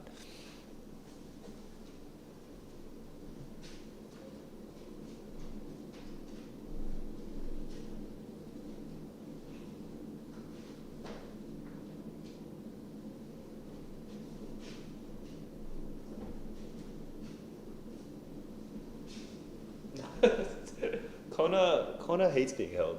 So just a brief moment, he's very nervous. So I'm gonna let him out.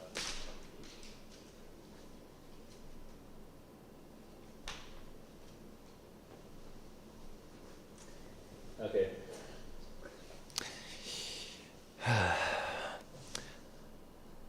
Well, so many interruptions, and man, the first three passages was going so well, but now the fourth passage I barely showed it, and then now the fifth passage is interrupted. My bad, guys. Not the cleanest stream ever.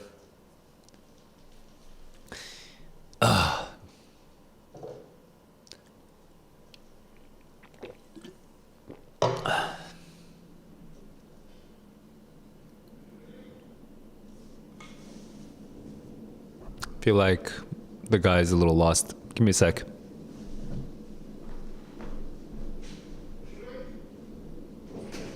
Oh yeah, thank you.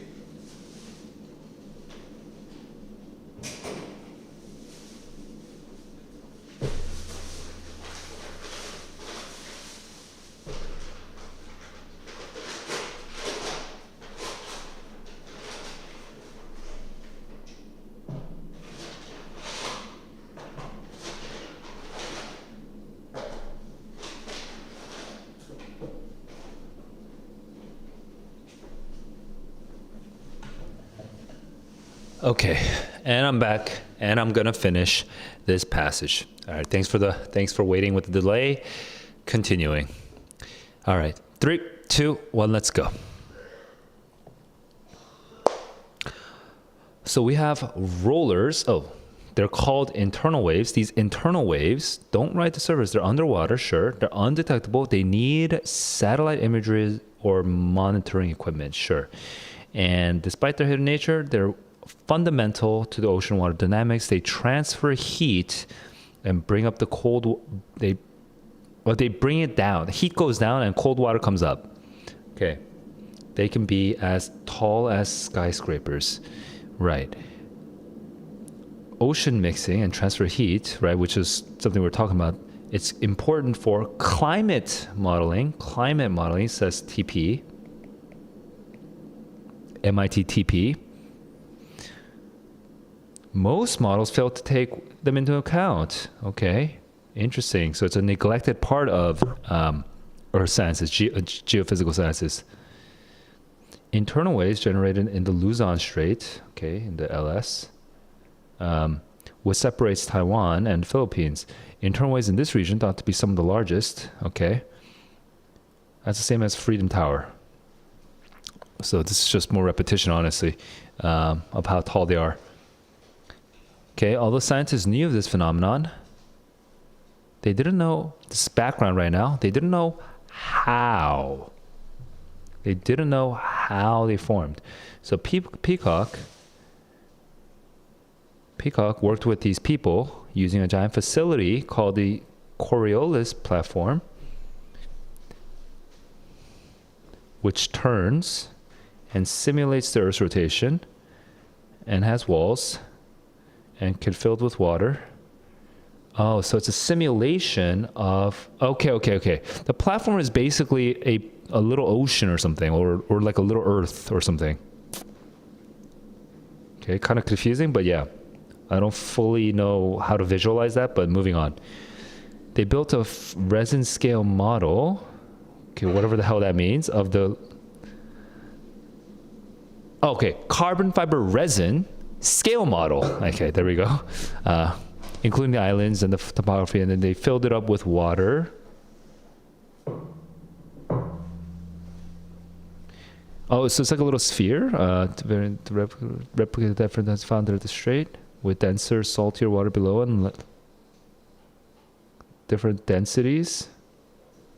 So they replicated the land, but they also replicated the water. And then they had lights to track. Lights are for tracking. Okay, cool. Lights and the particles are used to track. And then they recreated the tides using large plungers. What the? Okay, pretty complicated, but got it. Okay. So I'm at 5130. And topography, which has a double ridge shape, turns out to be responsible generates the waves. As the tide rises and falls, water moves through the strait. And then the colder water comes up. The colder, denser water comes over the ridges into the layers above. Sure. It bumps of colder water chilled by warm water. Cold and then warm, which creates a wave. Cold, warm wave. Cold to warm to wave. Sure. I'm just going to type that out because it makes it clearer for me to remember, easier for me to remember. As these waves, as they move toward land, they become steeper. Okay.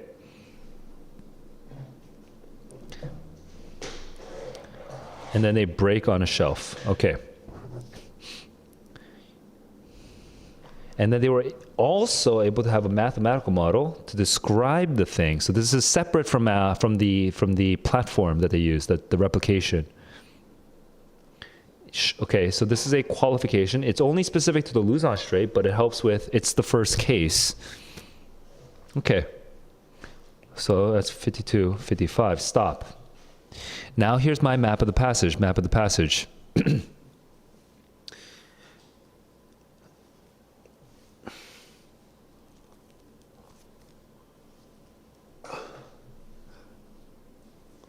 One second, let me just quickly deal with something, 1 second.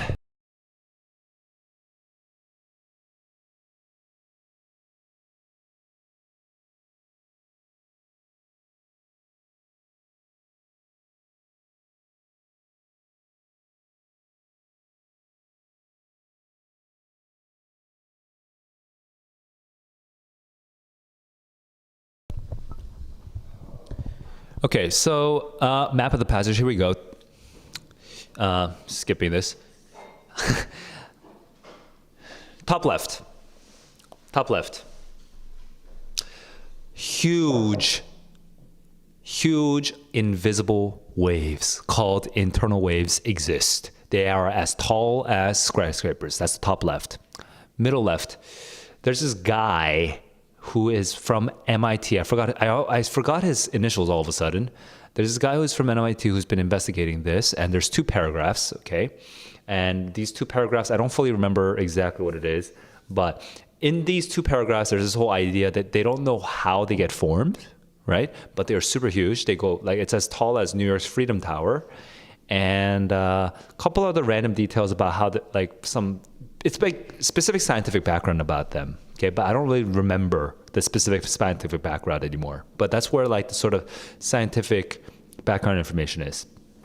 And then the bottom left, it says that this MIT guy, I'm going to keep calling him MIT guy because I forgot his initials, went down to this. I think there were 2 different groups that he collaborated with. And then there was this thing called something platform, okay, some platform. And this platform allows him to replicate the rotation of the Earth, okay? So that's the bottom left. Now, top right, it actually, it describes the design of this study, of this experiment, which is they replicated the shape of the Luzon Strait and the Philippines, they replicated the Luzon Strait, which includes Taiwan and the Philippines. They replicated all the little islands and stuff, but they also replicated the different types of water that's underneath, and then they used these plungers to generate waves. Okay, some crazy thing like that. Also with the rotation of the platform or whatever, some crazy thing. It sounds honestly pretty dope. Honestly, if I could just make it, that'd be pretty cool. That's the top right. Now, in the middle right, they were able to find how, it says that they were able to figure out how it worked. Specifically, there's this double ridge structure or something. I don't fully understand the double ridge, but there's like a double ridge structure, and the hot water kind of comes over the ridge or something and into the colder water, and then you get a warm water which gets followed by the cold water, which creates the wave. Okay, that's WCW, which I wrote down in my margins. That's the middle right. And the middle right basically becomes the end of the passage, but at the middle right, going towards the end of the passage, it says, yes, this is only one model of just only the Luzon Strait. Oh, no. Before that, there was a mathematical models bit. Besides the replication from the platform, they also did mathematical models where they confirmed that the numbers check out or something, okay? That the numbers make sense. And then it says, yes, even though our study was only about the Luzon Strait, it's still useful because it helps to understand all internal waves. And that is my map of the passage. If I had to give my map of the passage a grade, it would be... I kind of forgot the middle left, right? Like that's a part that was kind of fuzzy. There were two paragraphs. I kind of forgot the scientific background bits, but that's relatively unimportant. So I'm gonna give myself a A minus. I was thinking B plus, but I think that's an A minus. I think my map of the passage is A minus. So I'm feeling pretty confident going in and just predicting the answers to the questions. And hopefully I can show you. Hopefully I can show you how I can't speak right now. Hopefully I can show you myself doing some of these questions, no-look answerings. I can't speak. Hopefully I can show you a couple no-look answers, okay, that I can just use my map of the passage to just know the answer right away without even double checking. Okay, here we go. Final set of questions, and then extra time, I'll just go back and double check some questions and then score. Let's go. 3, 2, 1, let's go. Oh, I didn't even see this. Change in depth of isotherms. What are isotherms? Bands of water of constant temperatures. Okay, so it's mixing, okay? In depth of, so if it goes up and down, it means it's mixing of some sort. In an internal wave over a 24-hour period. So after they go deep and then they pop up. That's all I know really. And then it's kind of like, and then the cold water comes up a little bit, right? The cold water comes up a little bit. I guess that's the only interesting thing about this. This is not a very hard, I don't think it's a very hard infograph charts to understand. Let's go. Did I write the time? I did. First paragraph mainly serves to describe a phenomenon. Oh, importance? I need to double check for that. They're fundamental parts of ocean. Yep. Okay. I didn't remember that. My map of the passage completely forgot importance, so I had to double check. So that was not a no-look answer. It was almost a no-look answer, but it was not. 19, capture. Probably means track or record, right? We need models to model processes, to record or to predict. Usually, I guess record. 54, 30. All right, that's 20 seconds. But that was not a no-look answer. The ability to monitor internal waves is significant because it helps with climate predictions, right? Quality of images, coastal damage. Key scientific models for climate, specifically for climate. Okay, so that's 54, 55, and that is a no-look answer. But over here, it's going to be probably around like the first paragraph, like 4 to 6, I'm thinking. But let's look. Nope, not 4 to 6. Global climate monitoring, so that's 14. And then from specifically over here, that's 18, 19, or 17 to 19, 17 to 19, that's correct. So 55, 25. So obviously that was not a no-look question, but that would have been impossible to do. Or close to impossible to do, no look. 65, they were able to come up with a mathematical model. They were able to create a mathematical model 45. How many seconds was that? That was 20 seconds. Based on information in the passage, it can be inferred that all internal waves follow a similar pattern. Hang on, let me just double check. I'm not gonna look at the answer choices yet. Other places.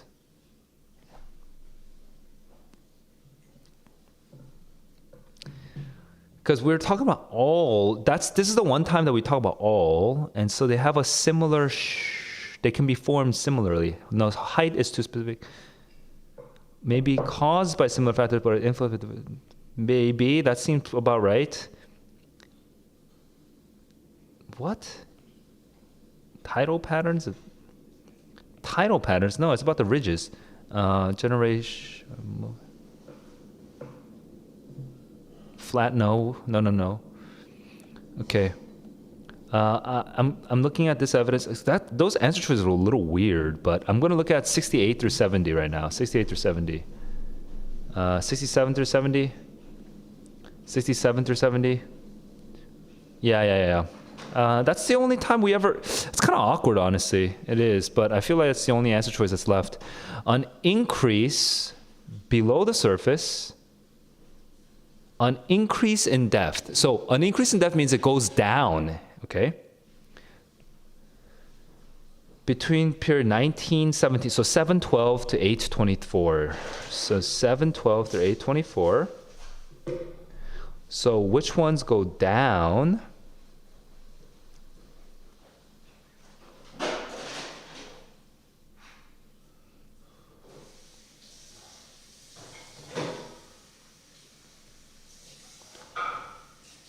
Okay, only the first one goes down.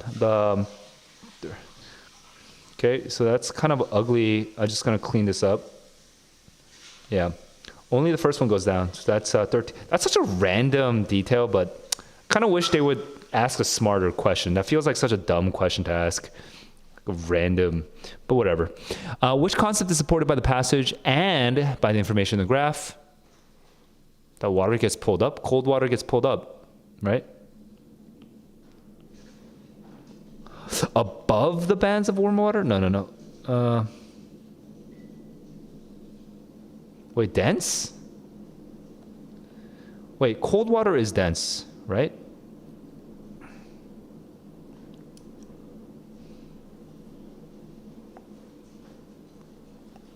Cold water is denser.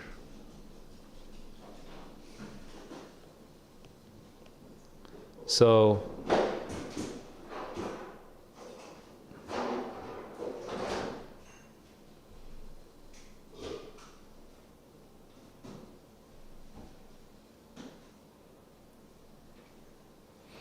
what the heck?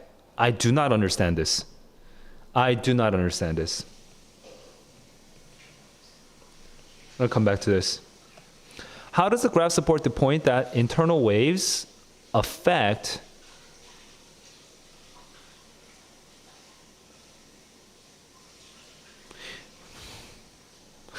I need to, how am I supposed to understand this? So let me just double check. I felt like I understood. They transfer, so I'm reading 8 right now. Transfer heat to the open. They bring up cold water. They transfer heat to the ocean depths. Ocean mixing, transfer heat.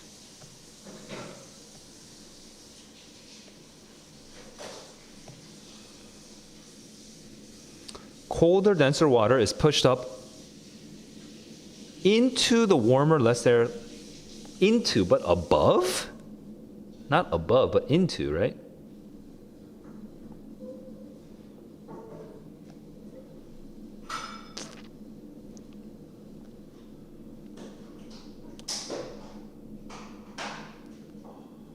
Okay, salinity is completely off topic, so let me try this again. What concept is supported by the past and the information in the graph?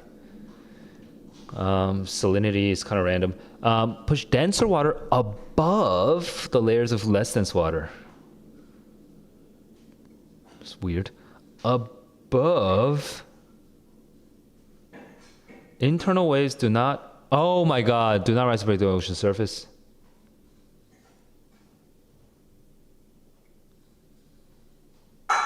Because the surface is at 0. Oh my God. Oh my God. That's 60, 55. And then, how many minutes was that? Was that 2 minutes? And that was 3 minutes just for that one question. It doesn't force the warmer water. It brings the colder water up. It reveals, okay, so that's not A, I think. It reveals the degree to which the density of deep layers of cold water. Yeah, it affects the density by bringing it up. No, not the density, sorry. Not the density, the depth. Surface temperature, why are we talking about change of surface? Rising near the surface disrupts the flow of normal tide. We don't know about that. Forces warmer water down to depths that are typically colder. Oh, it does bring the warmer water down. I see. It brings them closer. Especially the 11 and 10. Okay. Wow, that took me a long time to get through. 62. That took me way more time than I expected. Okay, extra time. Here we go. I have 3 minutes left. Okay, which choice best summarizes the passage? And we had the dislike and the reasons. And I had to read the questions to figure out what that meant.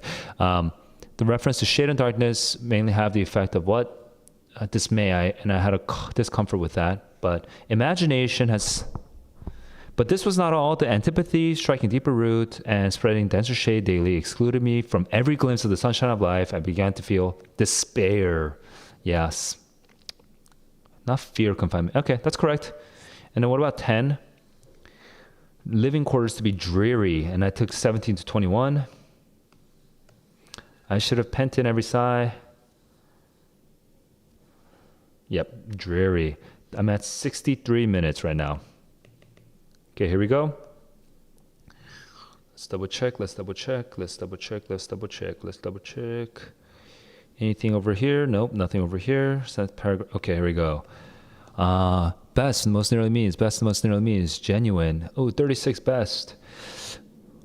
Though disenfranchised, we have few women in the best sense. We have simply so many reflections, varieties, dilutions of the masculine gender.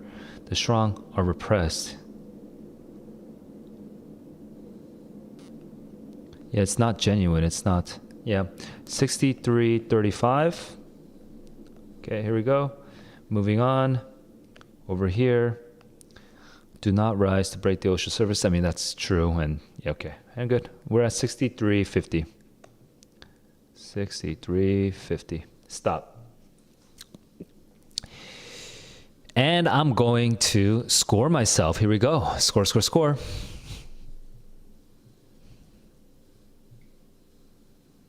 I need to pull up the file. Give me a sec.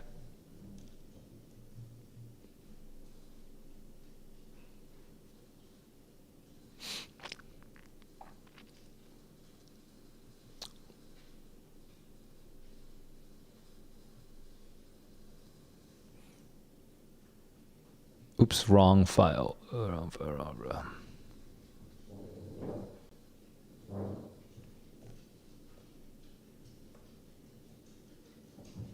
Okay. Hopefully that doesn't break anything. Okay. And we're going. Scoring.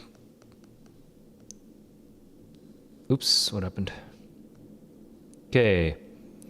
Questions 1 and 2, I chose A, B. A, B are correct. Then I chose C, A, D, B. C, A, D, B are correct. Then I chose D, D, B, A. D, D, B, D. D, D, B, D. 68 through 74 for dreary. 68 through 74. That's supposed to be around here. 68. What? Frosty, lodgings.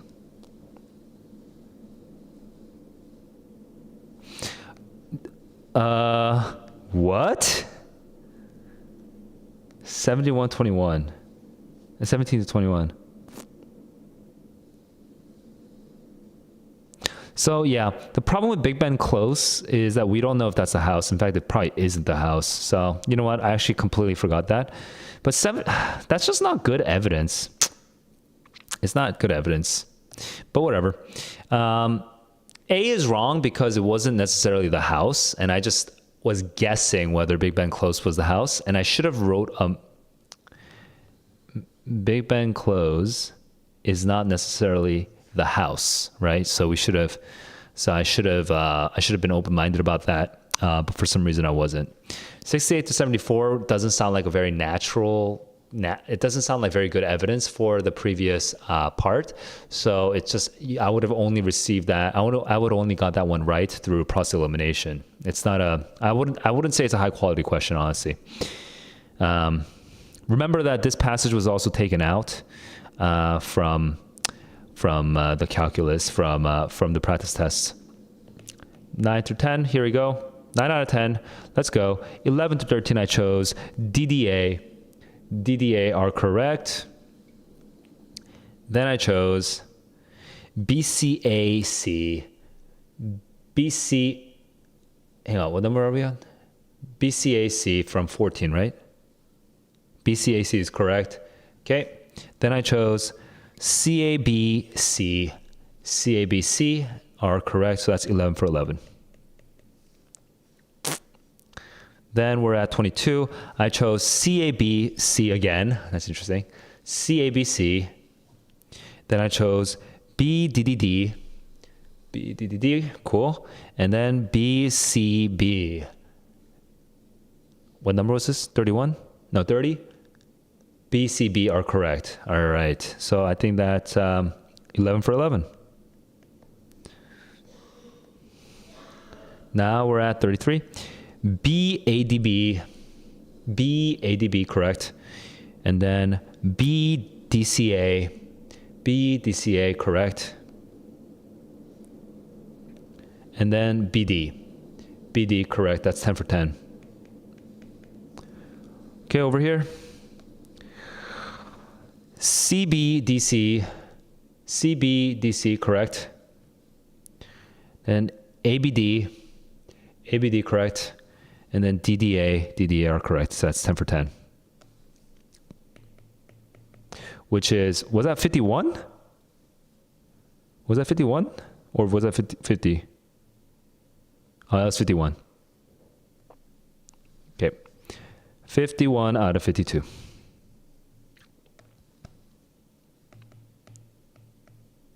Okay. Whew. Rough.